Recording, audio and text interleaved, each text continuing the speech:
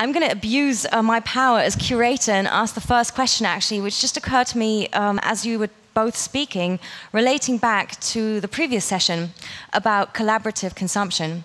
Because I just figured, this is something that might seem new to us here in Europe, where we're very particular about having our little device and our thing, and sharing is kind of a new culture we're learning to do in many ways. And I'm more familiar with the African, situation than I am with China. So I'd ask, isn't that like the most normal thing in Africa? You'd have a phone in a village, everybody would use it. You have a car, everybody could get into it.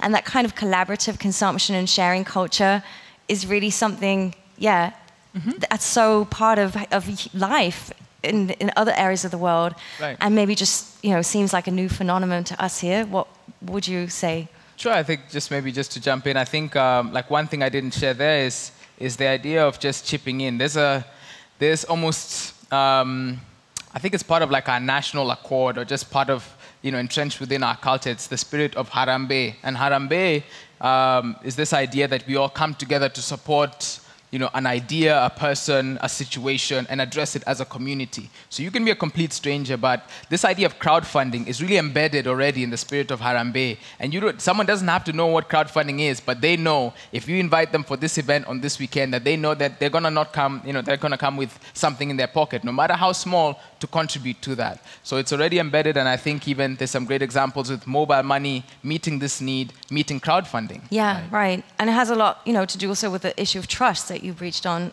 What would you say is the situation in China? Well, I actually, my impression of, you say here that, people are not as used to sharing, is that there is such a great sharing culture in Sweden or Northern Europe, because sharing is, I think, seen as through a cultural lens, and that's one way to put it, is that maybe, there's my stuff, but also I think, Sweden's a home to Pirate Bay, and you have a really great hacker community and open source community, and a lot of things that we would call piracy in the US is actually about sharing.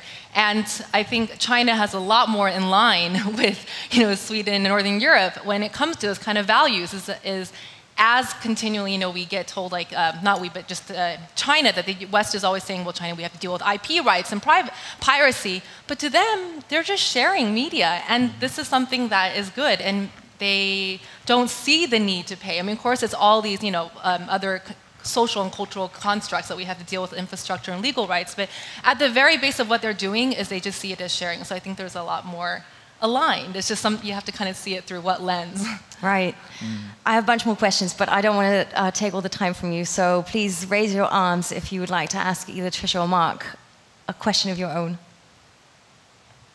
Don't be shy. Here we go. Please. There's a microphone coming. 1 second. Right. Thanks. I was thinking about that both when we've been listening to the process in China and before in the previous speeches, you both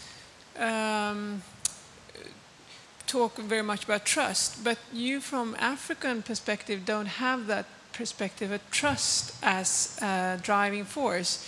Is it just that we haven't been talking about it, or do you feel that you already have that trust, or it's not the driving force? So are we going to jump in?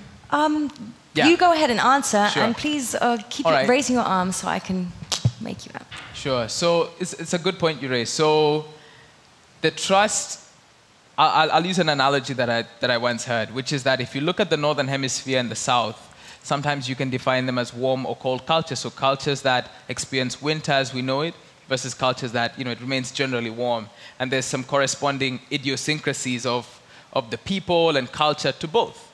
So like we've mentioned just now, there is a very communal effect towards Africa, extended families, relations and so on, and trust, right? Now the thing about Africa is, again, just to contextualize, it is 54 countries.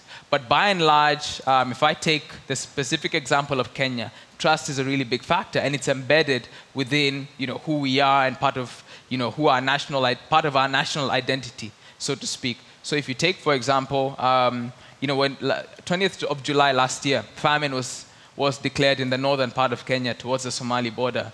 Now, that was all partly a rallying cry to the global community to to respond, and either through aid and so on. But what happened was, and this is pretty revolutionary, Kenyans themselves, by contributing as little as less than even 2 cents, euros wise, and less than that, Kenyans were able to raise in about, I think the first 2 weeks, $2 million, and by the end of the campaign, they raised about $8 million, all through this almost micro crowdfunding. But that trust element was really tapped into, and now the ask was different because everybody has a mobile phone, pretty much, and everybody has access to mobile money. So that 20 shillings, that 30 shillings, that 100 shillings, you see exactly where it's going to, and that really reinforced the trust within this particular mobile network and amongst us ourselves. Please, right in the back, next to the camera.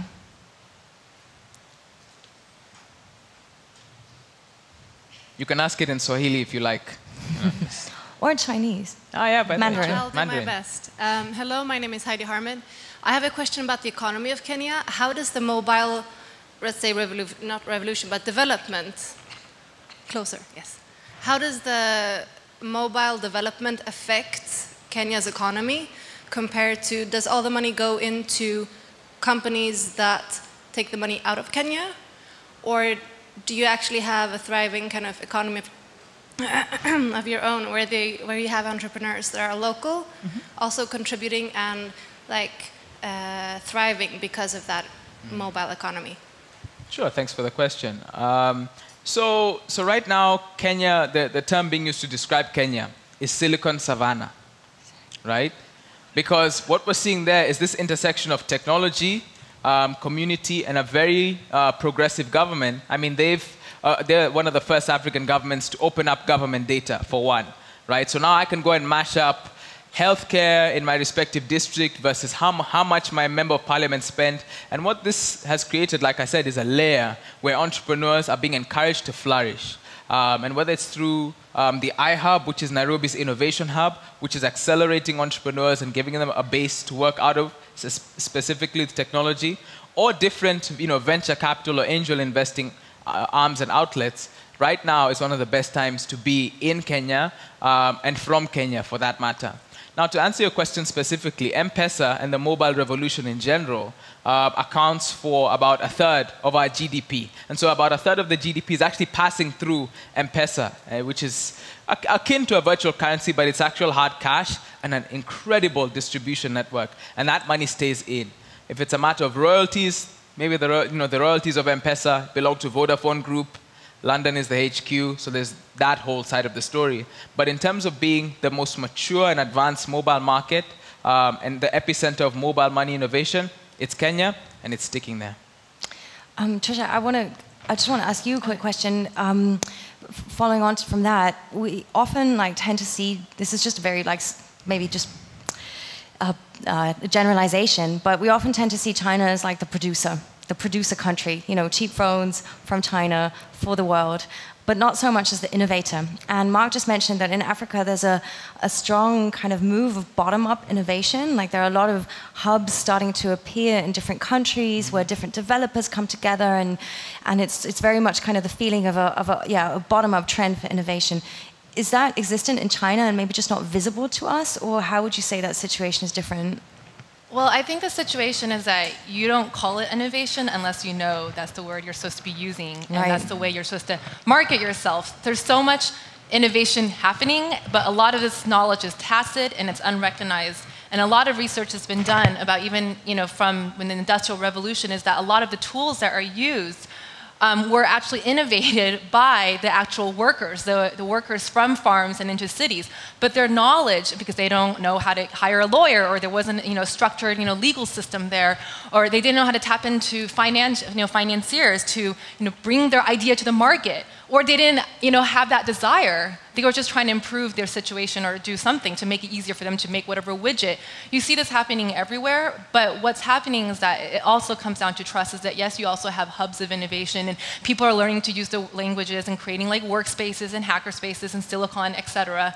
But one of the biggest problems that I've been writing about is that you can't really have a healthy community for innovation when you don't have a lot of trust in place. And one of the issues is that, recently New York Times, there was an article writing about how the future supercomputing will be in China. And I actually disagree, and am very ambivalent about that, because in order for a community to feel like they're innovating, they have to feel like they're a community. They have to feel like we share some ideals or values or stories. We have to have common stories to actually talk about, to say, and so one of the most successful things about the tech community is that we have these hacker ideals about, that we have a common background, like Ben talked about in the mornings, that, we have this kind of geek history or chic or whatever you call it.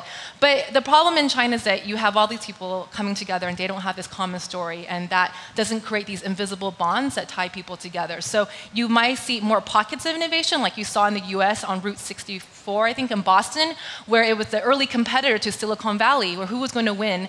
And Marie-Anne Slaughter has done a lot of research on this, is that the reason why Boston didn't become the Silicon Valley is because their type of innovation was more centralized, and they didn't have a culture of sharing in place, where Silicon Valley had the capital, the same as Boston, but they had a culture of sharing, and it was decentralized. So it really does come down to cultures of trust, and it eventually can make a difference in the long road down of what kind of innovation culture we see.